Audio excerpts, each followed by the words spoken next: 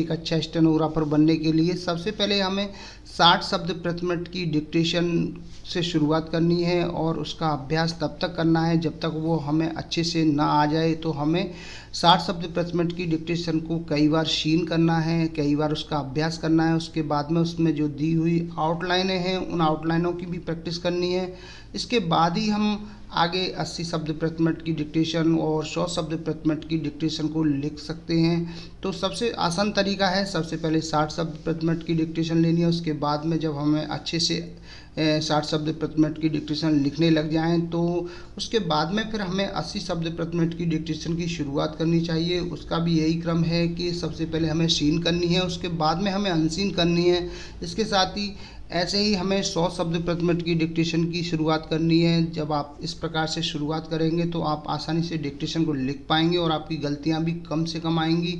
तो आपको डिक्टेशन लिखने के साथ साथ आउटलाइनों पर भी विशेष ध्यान देना है और आपको हिंदी ग्रामर की भी नॉलेज रखनी है। हिंदी ग्रामर को भी आपको पढ़ते रहना है जिससे कि आपकी जो ट्रांसलेट करने में गलतियां कम से कम आएँ। और हमेशा डिक्टेशन को लिखने के बाद में उसे हिंदी में ट्रांसलेट करना न भूलें। जब भी आप शॉर्ट हैंड लिख लेते हैं तो उसके बाद में उसे हिंदी में ट्रांसलेट ज़रूर करें। दोस्तों, जब भी आप शॉर्ट हैंड को ट्रांसलेट करते हैं तो कोशिश कीजिए कि आप टाइपिंग करके ही उसको ट्रांसलेट करने की कोशिश करें। तो इससे आपको अपनी गलतियों के बारे में भी जानकारी हो जाएगी और आपका हाथ भी एकदम क्लियर हो जाएगा। आप आसानी से शॉर्ट हैंड को लिख सकते हैं, उसको ट्रांसलेट भी कर सकते हैं। तो इस प्रकार से अगर आप डेली अभ्यास करते हैं तो आप कुछ ही दिनों में आसानी से शॉर्ट हैंड को लिखने लग जाएंगे और एक अच्छे स्टेनोग्राफर बन जाएंगे। तो दोस्तों, अभी मैं आपको एक 5 मिनट की डिक्टेशन बोल रहा हूँ जिसमें कुल 300 शब्द हैं और इसकी स्पीड है 60 शब्द प्रति मिनट। उम्मीद करता हूँ आप डिक्टेशन लिखने के लिए तैयार होंगे।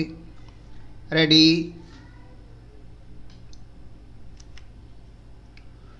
उपाध्यक्ष महोदय, सबसे पहले मैं अपने कार्यकारी पार्षद महोदय का, जिन्होंने बजट भाषण दिया है और अपनी नीतियों की घोषणा की है, उसके बारे में उनको हृदय से बधाई देना चाहता हूँ।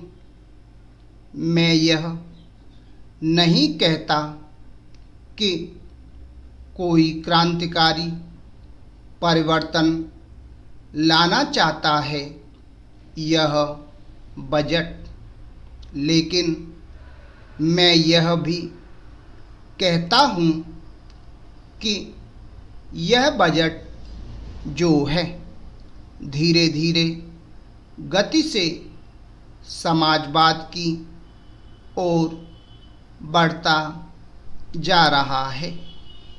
अपनी नीति से यह भूतकाल और वर्तमान दोनों को एक कड़ी में मिलाकर हमें उज्जवल भविष्य की ओर ले जाता है। ऐसा मुझे कहना है। इस भाषण को पढ़ने के बाद कि इसमें हमारा कोई भी वर्ग समाज का ऐसा नहीं है जिसे अछूता छोड़ा गया है, क्योंकि भारत एक कृषि प्रधान देश है और मैं यह समझता हूँ कि इस बजट के दौरान यह पूरी तरह से कोशिश की गई है कि ग्रामीण अर्थव्यवस्था को, जिसे हम अर्थव्यवस्था की रीढ़ भी कहते हैं, उस ढांचे में उस रीढ़ की हड्डी को और भी सक्षम बनाने का पूरी तरह से प्रयत्न किया जा रहा है।